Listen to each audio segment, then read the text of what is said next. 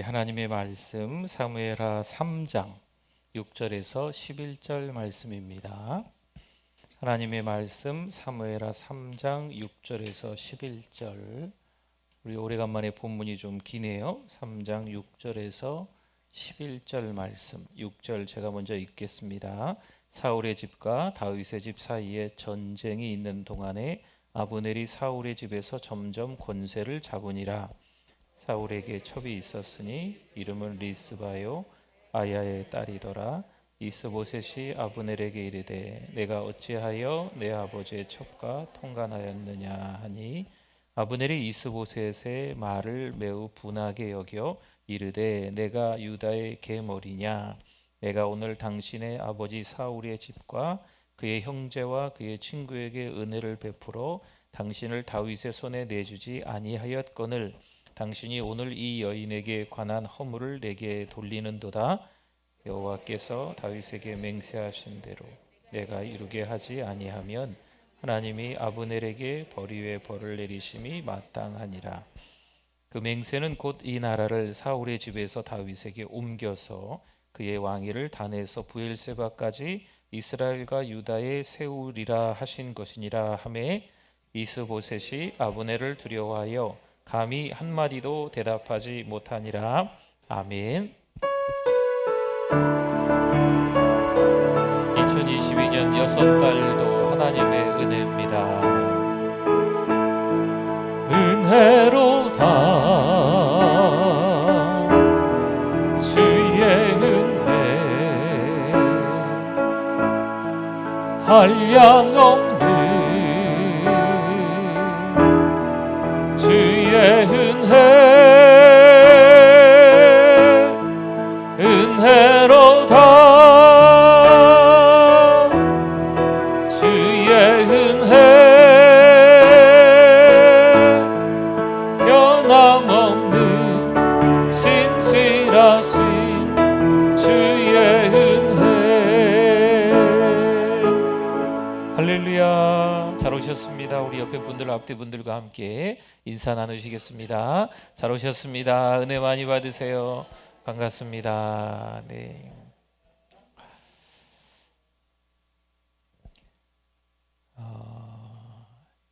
갑자기 엘리베이터를 탔는데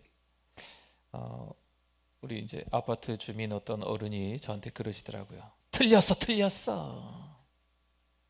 뭐가 틀렸을까요? 10,000명이 또 넘었어요. 또 틀렸어. 그래서 확진자가 10,000명이 아마 그날 넘었었던 것 같아요. 그래서 그런 말씀을 하시더라고요.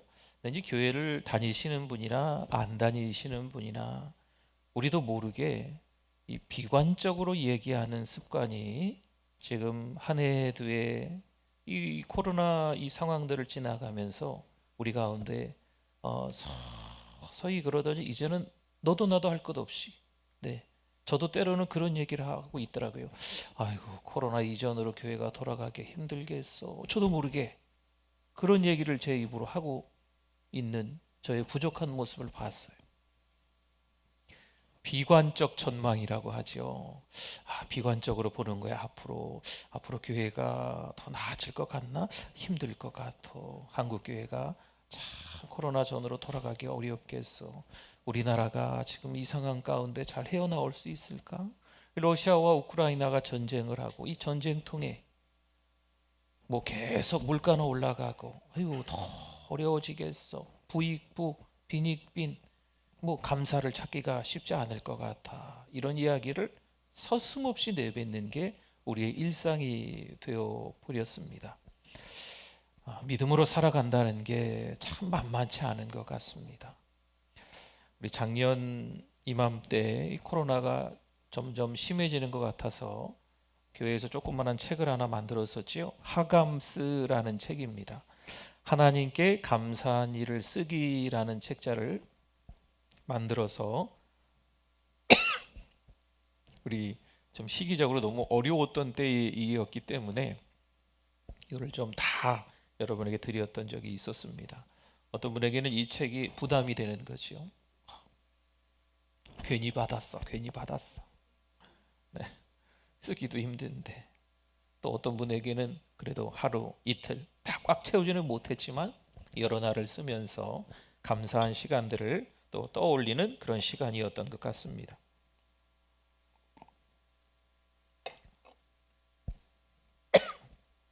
네, 그런데 이 책이 좀 남았어요. 네, 그래서 100권은 채 되지 않습니다. 여러분 모두에게 드릴 수는 없을 것 같고, 여러분이 원하시는 분들만, 작년에 생각나세요? 맥주감사주일부터 추수감사주일까지 한번 써보세요 라고 드렸던 책인데, 원하시는 분들만 우리 전도사님들한테 말씀하셔서 받아가시면 좋을 것 같아요. 이 비관적 전망이 정말 우리를 너무 힘들게 하는 이 때에 정말 감사할 수 있다는 거, 하나님 앞에서 진짜 믿음을 갖는다는 거, 이건 만만치 않거든요. 여러분 진짜 믿음의 사람은 누굴까요? 믿음의 사람은요, 미리 가져오는 거예요. 뭘요? 하나님의 약속을 미리 가져오는 거예요. 그래서 입술로도 미리 감사하는 거예요. 이게 믿음의 사람이거든요. 아유, 써보려고 하니까 감사할 게 없네. 그러면 믿음의 사람으로서 하나님의 약속, 그것을 가져오는 게 지금 없다는 거죠. 그냥 써보는 거예요. 네, 미리 감사해 보는 거예요. 때로는 하루를 시작하면서 아침에 먼저 감사하는 거예요. 그날 있는 일에 대해서 미리 감사하는 거죠. 여러분 이게 믿음이고 이게 믿음의 사람인 거예요. 그게 하나님의 뜻 아니겠어요? 세상이 이래서 어쩌겠어, 한국교회가 어쩌겠어, 우리 교회가 어쩌겠어, 아이고 이거 뭐 다들 힘드니 어떻겠어. 여러분 이건 믿음의 사람의 말이 아니잖아요. 제가 말씀을 준비하면서 회개했어요. 한국교회가 예전으로 돌아가기는 어려울 것 같다. 제가 몇 번 얘기했거든요. 저도 하나님 앞에 회개했어요. 그건 제 생각이잖아요. 잘못된 생각이죠. 어느새 부정적인 이 비관적인 생각이 우리에게 어느 정도 찾아와 있더라고요. 네, 저도 여러분들도 오늘 하나님의 뜻을 좀 잘 찾았으면 좋겠어요. 하나님의 뜻을 알고도 과연 그런 비관적 전망에 대해서 부정적인 말들 내뱉을 수 있을까 하는 거지요. 사울이 죽었습니다. 그리고 군대 장관 아브넬이 사울의 아들 이스보셋을 왕으로 세우고 마하나임으로 건너가 아버지 사울의 왕위를 계승시켜 주려고 합니다. 사울 왕의 군대 장관 아브넬의 이야기를 오늘 좀 하면서 하나님의 뜻이 어디 있는가 찾아보려고 합니다. 아브넬은요, 사울 왕의 군대 장관이에요. 그럴 만도 하겠죠. 사울 왕의 군대 장관이니까 사울 왕의 아들 이스보셋을, 사울 왕의 아들 3명이 함께 전쟁터에서, 길보아 전투에서 아버지 왕과 함께 죽었거든요. 그래서 아무래도 이 이스보셋은 막내였던 것 같아요. 막내라 전쟁터에 나가지 않았던 것으로 보입니다. 근데 사울 왕의 군대 장관 이 아브넬이 그 아들 이스보셋을 왕으로 추대하는 거지요. 사울 왕의 군대 장관이었으니까 그럴 만도 하겠죠. 네, 또 그렇게 해야 당연한 것 같지 않겠습니까? 하지만 이것이 하나님의 뜻에 순종하려고 한 것일까요? 아닙니다. 그렇다면 사울의 군대 장관 아브넬은 하나님의 뜻을 알고 있었을까요? 아니면 그 아브넬은 하나님의 뜻을 전혀 모르고 지금 이스보셋을 왕으로 그렇게 세운 걸까요?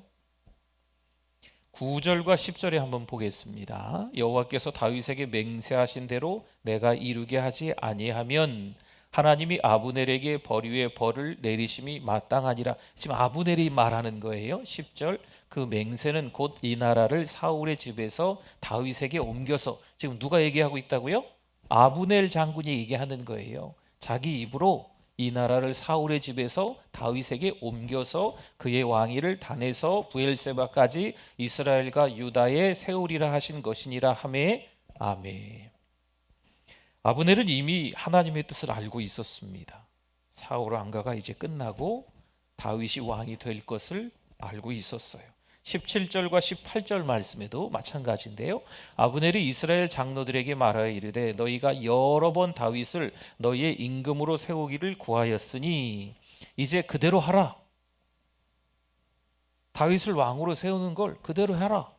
여호와께서 이미 다윗에 대하여 말씀하시기를, 지금 아브넬 장군이 이야기하고 있는 거예요. 내가 내 종 다윗의 손으로 내 백성 이스라엘을 구원하여 블레셋 사람의 손과 모든 대적의 손에서 벗어나게 하리라 하셨음이니라 하고. 아멘. 아브넬은 이미 하나님의 뜻을 알고 있었어요. 하나님의 뜻이 뭐였을까요? 사울 왕은 이제 끝난 거예요. 그리고 누가 왕이 돼요? 다윗이 왕이 되는 것을 이미 사울 왕의 군대 장관 아브넬은 알고 있었습니다. 하나님의 뜻을 몰라서 사울 왕의 아들 이스보셋을 왕으로 삼으려 한 것이 아닙니다. 사울의 집과 다윗의 집에 대한 하나님의 뜻이 어떠어떠하다라는 사실을 아브넬은 오늘 말씀 몇 구절을 보니까 분명히 알고 있었습니다. 그런데 아브넬은요, 왜 이딴 짓을 행했을까요? 알면서 왜 사울 왕의 아들 이스보셋을 왕으로 세웠을까? 분명 아브넬은 하나님의 뜻을 알고도 거스른 자입니다. 하나님의 뜻을 알고도 거스른 자예요. 하나님의 말씀을 알고도 하나님의 말씀을 통해서 깨달았음에도 불구하고 기도하며 응답하고 내 마음에 성령께서 임하셔서 분명히 우리가 어떻게 말하고 행동해야 될지를 알고 있는데 거스른다면 이건 위험한 신앙입니다. 사무엘하 5장 1절과 2절 말씀에 보면요, 이스라엘 모든 지파가 헤브론에 이르러, 이스라엘의 모든 지파라고 하는 것은요, 사울 왕을 따랐던 다른 지파들을 이야기하고 있는 거예요. 지금 다윗은 유다 지파이거든요. 다윗에게 나와 이르되, 그들이 다 다윗에게 나왔어요. 보소서 우리는 왕의 한 골육이니이다. 전에 곧 사울이 우리의 왕이 되었을 때에도 이스라엘을 거느려 출입하게 하신 분은 왕이시었고 여호와께서도 왕에게 말씀하시기를 내가 내 백성 이스라엘의 목자가 되며 내가 이스라엘의 주권자가 되리라 하셨나이다 하니라. 아멘. 이스라엘의 모든 지파들이 사울이 왕이었을 때에 사울을 따랐던 지파들인데 이제 목자가 누가 될 거며 우리의 주권자가 누가 될 것인지 다윗 앞에서 고백하고 있는 형편입니다. 다윗은 유다 지파로 헤브론에서 유다 지파의 왕이 되는 건 어찌 보면 이건 당연해요. 네, 같은 지파니까. 그런데 사울의 신하였던 모든 지파 사람들이 지금 다윗을 왕으로 삼고 있습니다. 도대체 이유가 뭘까요? 사무엘하 5장 2절을 한번 다시 보면요, 보십시오. 여호와께서도 왕에게 말씀하시기를 이라고 합니다. 이건 하나님의 뜻이기 때문입니다. 이스라엘의 모든 지파, 사울의 신하였던 그들이 왜 이렇게 태도가 바뀌었냐? 그것은 하나님이 말씀하셨기 때문에 그 말씀에 순종하기 위해서 이스라엘의 모든 지파 사람들까지도 헤브론에 와서 다윗을 이스라엘 전국의 왕으로 추대하는 거죠. 전국의 왕으로 삼은 겁니다. 역대상 11장 10절 말씀에 볼까요? 다윗에게 있는 용사의 우두머리는 이러하니라. 이 사람들이 온 이스라엘과 더불어 다윗을 힘껏 도와 나라를 얻게 하고 그를 세워 왕으로 삼았으니 이는 여호와께서 이스라엘에 대하여 이르신 말씀대로 함이었더라. 아멘. 다윗의 용사 우두머리 역시 하나님의 뜻대로 순종하는 삶을 살았다는 거죠. 이들 또한 다윗을 왕으로 삼는 거죠. 역대상 12장 23절 말씀에는요, 싸움을 준비한 군대 지휘관들이, 조금 전에는 우두머리들이 이 대장들이라는 얘기했죠. 두목. 그리고 여기서는 군대 지휘관들이 헤브론에 이르러 다윗에게로 나와서 여호와의 말씀대로 사울의 나라를 그에게 돌리고자 하였으니 그 수요가 이러하였더라. 아멘.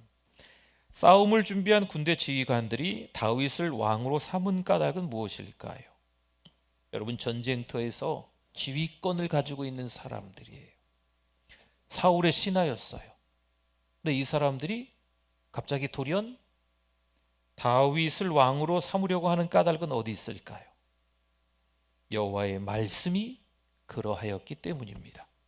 하나님의 뜻을 알고 그 뜻대로 순종한 사람들은요, 이스라엘 지파의 모든 사람들, 그리고 다윗의 우두머리들, 그리고 군대 지휘관들. 근데 이 사람들뿐만이 아니었어요. 이 사람들을 포함해서 또 있습니다.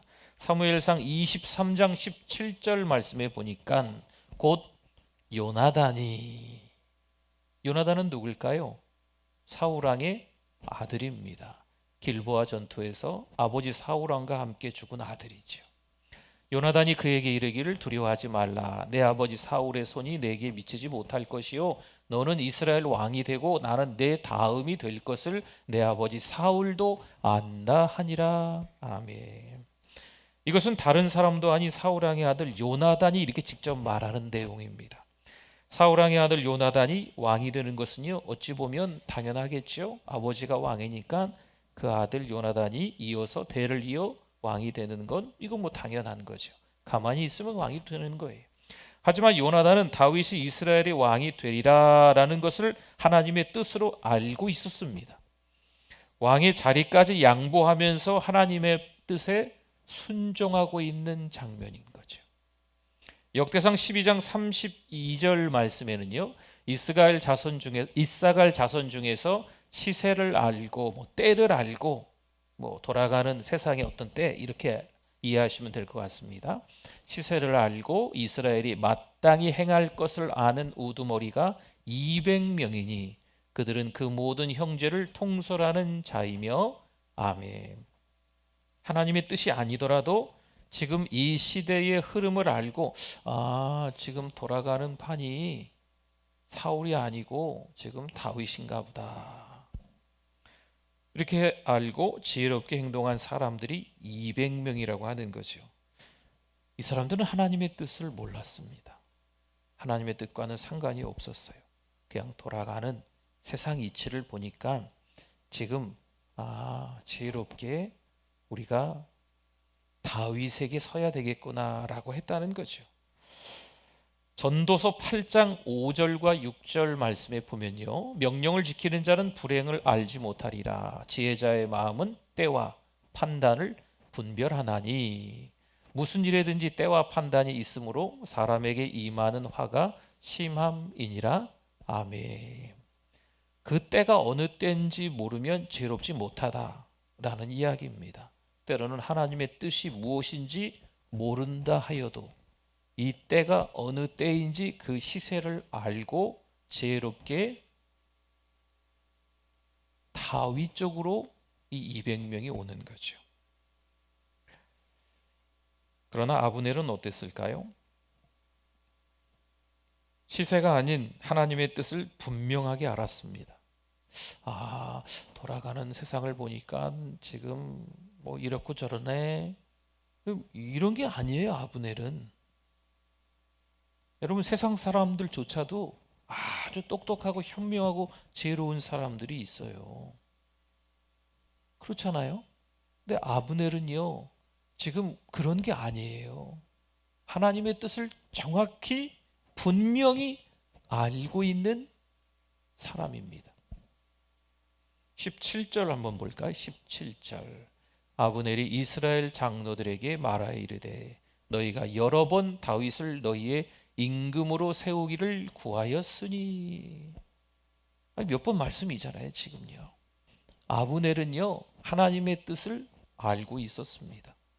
다윗을 왕으로 삼아야 된다는 것을 이 아브넬 장군이 알고 있었어요. 이스라엘 장로들에게까지도 이렇게 권하기까지 했던 아브넬이었다는 거죠. 그런데 하나님의 뜻을 알면서도 그 하나님의 뜻을 거스려 딴짓을 한다는 거죠. 분명히 성경 말씀에 나와 있는데, 분명히 선포된 하나님의 말씀을 듣고 깨닫고 은혜 받았는데, 성령께서 분명히 역사하셔서 변화된 하나님의 사람으로 살아야 되겠다 다짐했는데 거스려 딴짓을 하는 거죠. 여러분, 이건 위험천만한 신앙의 위기를 겪고 있는 거예요. 그럼 사울왕은 어떤지 한번 보겠습니다. 사무엘상 24장 20절 보니까요. 보라, 나는 내가, 지금 사울왕이 하는 얘기예요. 나는 내가 다윗이 반드시 왕이 될 것을 알고 이스라엘 나라가 네 손에, 다윗 손에 견고히 설 것을 아노니. 아멘. 지금 사울왕이 다윗에게 하는 이야기입니다. 사울은 다윗이 이스라엘의 왕이 될 것을 알았습니다. 그런데 하나님의 뜻을 그대로 따르지 않습니다. 분명히 하나님의 뜻을 알고 자기의 입술로 인정, 시인까지 다윗 앞에서 고백까지 했는데 오히려 군대를 동원해서 다윗을 잡아 죽이려고 그냥 계속 쫓아다니고 하죠. 그렇죠? 사울왕 역시 아브넬처럼 하나님의 뜻을 알고도 거스른 사람입니다. 하나님의 뜻을 알고 있는데 그 하나님의 뜻대로 행하지 않고 거스른 사람이에요. 잠언 29장 19절 말씀에 보면 종은 말로만 하면 고치지 아니하나니, 몇 마디 말로 이 종의 근성이 안 바뀐다는 거예요. 이는 그가 알고도 따르지 아니함이라 이니라. 아멘. 이 종은요, 반응이 없다는 거죠. 몇 마디 말로 해서는 반응이 없다, 무감각하다.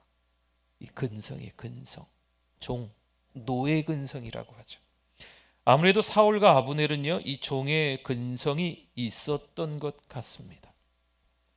분명 하나님의 뜻을 알고 어떻게 행해야 하는지 알면서도 전혀 이 사람들은 반응을 하지 않았어요. 우리는 어떨까요? 여전히 죄의 종노릇하고 있지 않을까요? 신앙으로 나름대로 잘 살아가고 있는 저 자신, 목사인 저 자신, 어느새 제가요 화를 내고 있더라고요.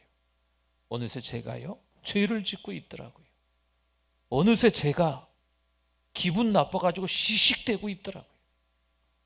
여전히 그런 근성이, 이 노예 근성이, 죄의 근성이 목사인 제가 강단에서 말씀을 선포하고 있는 저 자신에게 그런 모습이 있음을 깜짝깜짝 놀랍니다. 여러분은 어떠십니까? 분명 하나님의 자녀인데 하나님의 자녀답지 않은 그런 말과 행동을 서슴없이 하고 있는 거죠. 여러분, 이게 종의 근성이에요. 노예 근성이에요. 웬만해서는 변하지 않습니다. 감각이 없는 거예요. 너무 둔감한 거죠. 영적인 부분에는 너무 둔감하고 세상의 변화에는 민감해요. 세상 돌아가는 것은요, 누구보다도 더 많이 알려고 하고 영적인 부분에는 점점 더 퇴보하는 거죠. 아브넬이 하나님의 뜻을 밝히 알고도 거스려 행할 때 어떤 결과가 나타났는지 한 4가지를 좀 말씀해 드리려고 해요.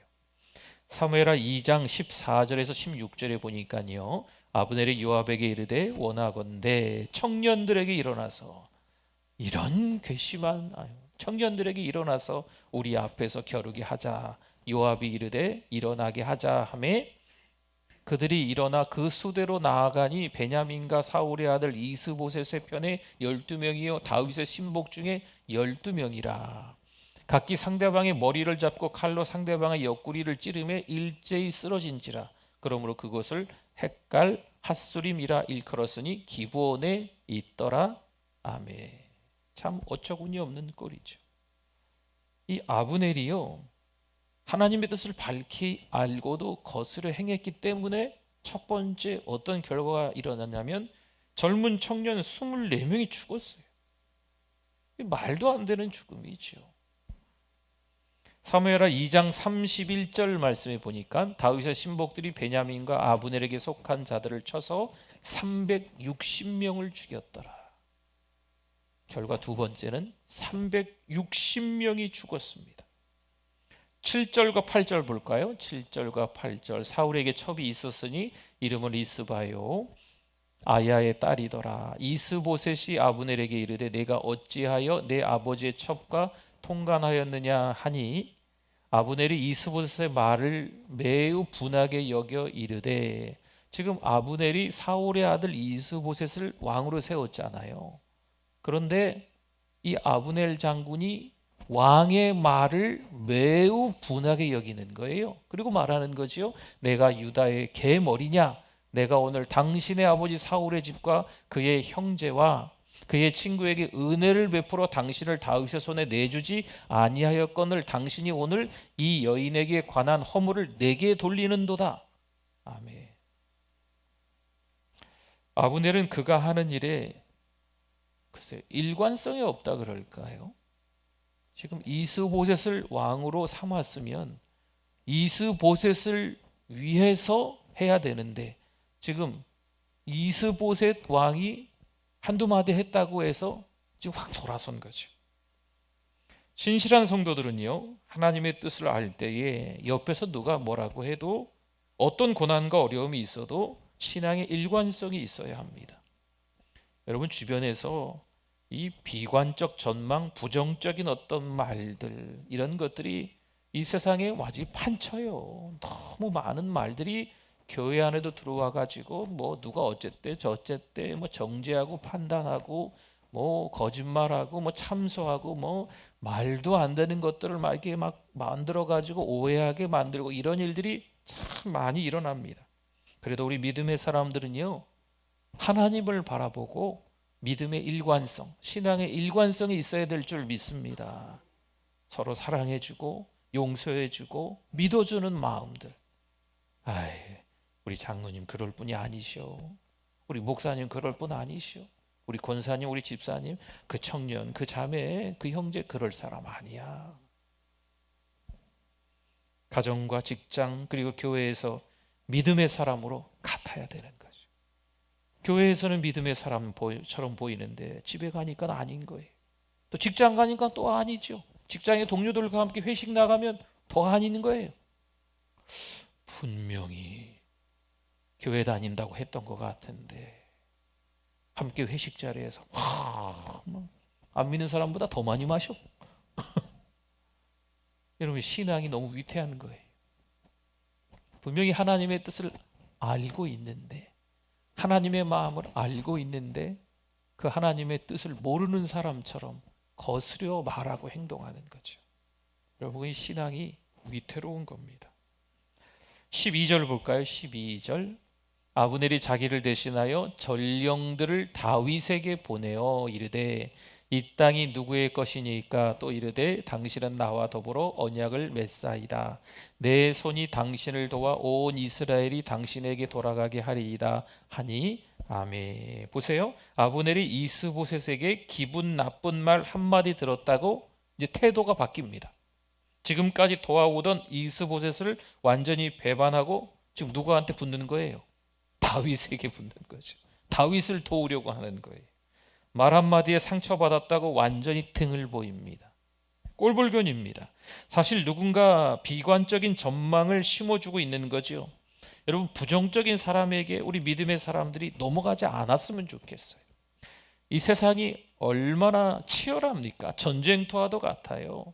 몇 마디 거짓말로 없던 말을 있는 것처럼 뭐 아니면 말고 이러면서 막 떠들어내는 말들이 너무 많거든요. 그런 말들에 우리 믿음의 사람들이 정말 서로 믿어주고 사랑해주고 용서해줘야 되는데 그게 금이 가버리는 거예요. 그게 등을 돌리는 거죠. 너무 안타까운 것 같아요. 27절과 30절을 한번 볼까요? 아브넬이 헤브론으로 돌아오매 요압이 더불어 조용히 말하려는 듯이 그를 데리고 성문 안으로 들어가 거기서 배를 찔러 죽이니 이는 자기의 동생 아사헬의 피로 말미암음이더라. 30절 요압과 그의 동생 아비새가 아브넬을 죽인 것은 그가 기브온 전쟁에서 자기 동생 아사헬을 죽인 까닭이었더라. 아멘. 하나님의 뜻을 알아서 기브온 전쟁을 안 했다면 요압의 동생 아사헬은 안 죽었겠죠. 하나님의 뜻을 알고 이 아브넬이 거스려 행하지 않았다면 말이에요. 그럼 요압의 동생 아사헬이 죽지 않았으면 아브넬도 죽지 않았겠죠. 요압이 자기 동생의 죽음 때문에 아브넬을 죽일 이유가 없어지잖아요. 하지만 결국 하나님의 뜻을 알면서도 거스른 결과로 아브넬이 죽습니다. 바울이 처음에 하나님의 뜻을 잘 몰라서 소아시아에 복음을 전하려 했습니다. 그런데 그 길이 막혔어요. 그래서 비두니아로 가려 했습니다. 또 그 길도 막혔습니다. 지금의 터키 지역이라고 아시면 될 것 같습니다. 나중에 마게도냐 사람들에게 복음을 전하라는 하나님의 뜻을 알게 됩니다. 바울은 그 뜻에 순종하며 힘써 나아가는 거죠. 바울은 하나님의 뜻을 알고도 거스르는 일은 결코 하지 않습니다. 하나님이 길을 막으시면 길을 막는 이유가 있겠구나. 하나님이 길을 여시면 하나님의 뜻이 거기 있으니 나가는 거죠. 힘써 나아가는 거죠. 하나님의 뜻이 있으면 그 하나님의 뜻을 거스려 행하지 않는 바울이에요.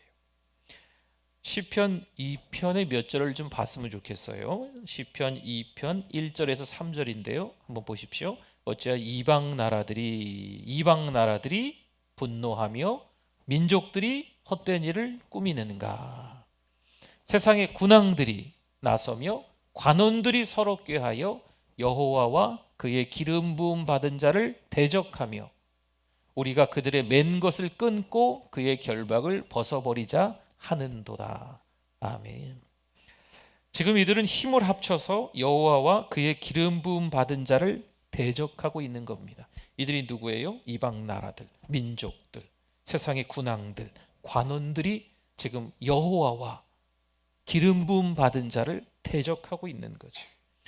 헛된 일을 꾸미고 있는 겁니다. 여기에 대해 하나님은 뭐라고 말씀하실까요? 이 편의 5절 6절 가볼까요? 그때 분을 바라며 진노하사 누가? 하나님께서 진노하시는 거죠. 그들을 놀라게 하여 이르시기를 6절 내가 나의 왕을 내 거룩한 산 시온에 세웠다 하시리로다. 아멘. 몰랐으니 기름 부음 받은 자를 대항했겠죠. 몰랐다고 칩시다. 하지만 이제 하나님이 세우신 것을 알게 되었습니다. 그럼 어떻게 해야 할까요? 10절과 11절 말씀을 봅니다. 그런즉 군왕들아 너희는 지혜를 얻으며 세상의 재판관들아 너희는 교훈을 받을지어다. 11절 여호와를 경외함으로 섬기고 떨며 즐거워할지어다. 아멘. 몰랐을 때는 이방 나라들이 민족들이 세상의 군왕들이 관원들이 여호와와 그의 기름 부음 받은 자를 대항했다고 칩시다. 그런데 하나님께서 말씀해 주셨잖아요.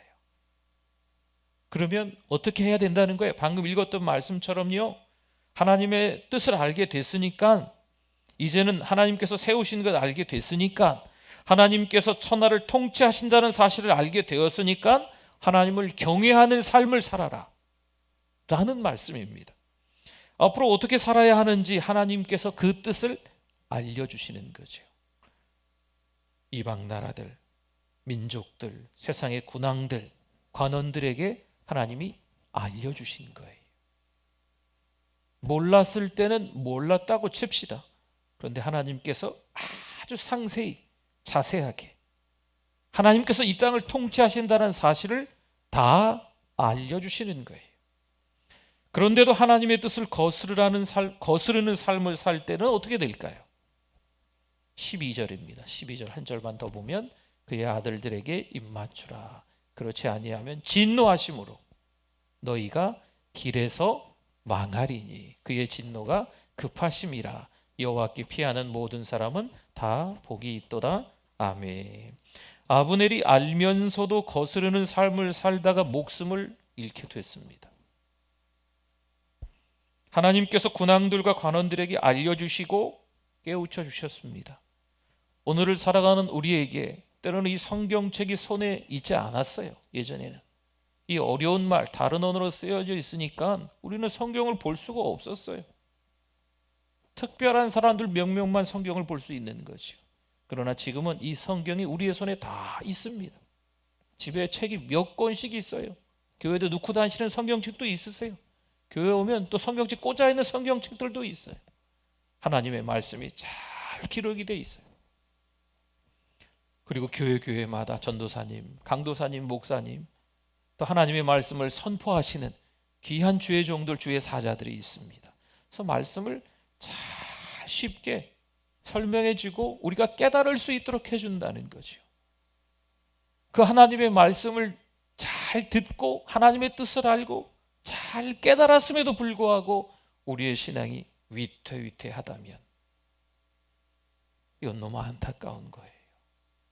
하나님의 말씀을 보면 볼수록 하나님을 알 수 있는데, 강단에서 선포된 하나님의 말씀을 귀 기울여서 들으면 들을수록 하나님의 말씀이 잘 들리고 하나님이 나에게 준 이 삶을 어떻게 살아야 할까? 그럼 하나님의 말씀을 통해서 그 방향들을 잘 찾을 수 있는데, 그 하나님의 뜻을 알고도 하나님께서 어떻게 살기를 원하신다는 것을 알면서도 자녀답지 못한 말과 행동들이 여전히 노예 근성으로 남아 있어서 우리가 하나님의 뜻을 거스르며 산다면 어떻게 될까요? 시편 2편에서 말하는 것처럼 길에서 망하는 거죠. 잘 닦여진 길을 가는 것처럼 보이지만 그 길은 하나님께서 원하시는 길이 아닌 거예요.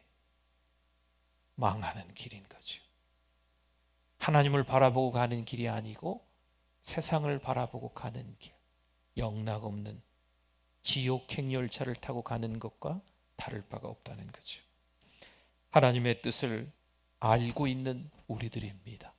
하나님의 말씀을 통해서 읽고 말씀을 듣고 말씀을 깨닫고 그 말씀대로 살아가기 위해서 몸부림치고 있는 우리들인 줄 믿습니다. 하나님, 저는 하나님의 뜻을 몰랐어요. 하나님 앞에 가서 이렇게 얘기할 수 없어요.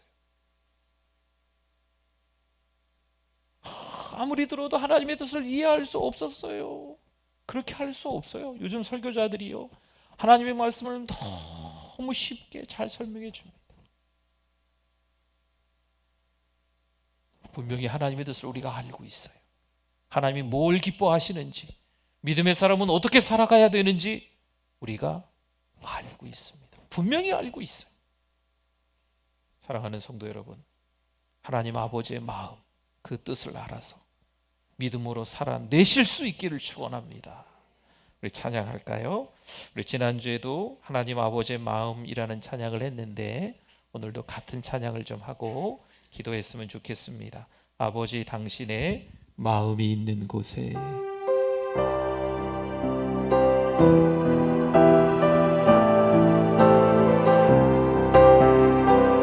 우리의 고백이 되기를 바랍니다. 아버지, 당신의 마음이 있는 곳에. 아버지, 당신의 마음이 있는 곳에 나의 마음이 있기를 원해요. 아버지, 당신의 눈물이 고인 곳에 나의 눈물이 고이길 원해요. 아버지, 당신이 바라보는 영혼에게 나의 두 눈이 향하길 원해요. 아버지, 당신이 울고 있는 어두운 땅에 나의 두 발이 향하길 원해. 우리 두 손 들고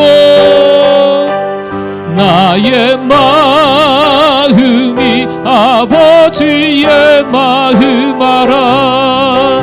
내 모든 뜻 아버지의 뜻이 될 수 있기를 나의 온 몸이 아버지의 마음 알아. 내 모든 삶 당신의 삶 되기를. 할렐루야. 하나님 아버지의 뜻, 하나님 아버지의 마음, 하나님이 바라보시는 곳, 하나님께서 가시는 곳, 하나님의 역사가 머물러 있는 그 현장에 우리가 있어야 될 줄 믿습니다. 하나님의 뜻을 알잖아요. 하나님의 마음을 이제는 아시잖아요. 하나님이 어떻게 살아라 라고 하시는 하나님의 말씀이 성경에 그리고 선포되는 말씀 가운데 너무 자주 듣지 않습니까? 이제는 우리가 변화될 때인 줄 믿습니다. 세상 사람들처럼 세상 돌아가는 이치를 안아서 지혜롭게 사는 것이 아니고 하나님의 뜻을 알아서, 하나님의 방법을 알아서 믿음의 삶의 자세를 바로 올곧게 하고 신앙으로, 신앙의 경주를 마라톤하는 우리들 될 수 있기를 바랍니다. 오늘만 신앙으로 사는 게 끝이 아닙니다. 내일도 모레도 신앙의 일관성으로 살아가야죠. 교회에서만 천사가 아니죠. 가정에서, 직장에서, 주변의 이웃들과 친구 간에 만났을 때도 여전히 하나님의 사람다워야 될 줄 믿습니다. 여러분, 저를 위해서 기도해 주십시오. 우리 목사님, 늘 목사님답게 해달라고. 때로는 어느 날 제가 스트레스가 되더라고요. 나도 화가 나는데, 나도 나쁜 말 할 수 있는데, 이런 생각이 언제 한번 들더라고요. 그러나 목사답게 해달라고 기도해 주십시오. 여러분, 서로가 서로를 위해서도 신앙인답게 살아갈 수 있도록, 어떤 고난과 역경이 찾아와도요, 믿음의 사람은요, 그 하나님의 약속을 미리 가져오는 거예요. 미리 감사하는 거지요. 감사하는 우리가 되실 수 있기를 바랍니다. 우리 두 손 높이 드시고 주여 세 번 부르짖고 통성으로 기도하시다 돌아갑니다. 주여.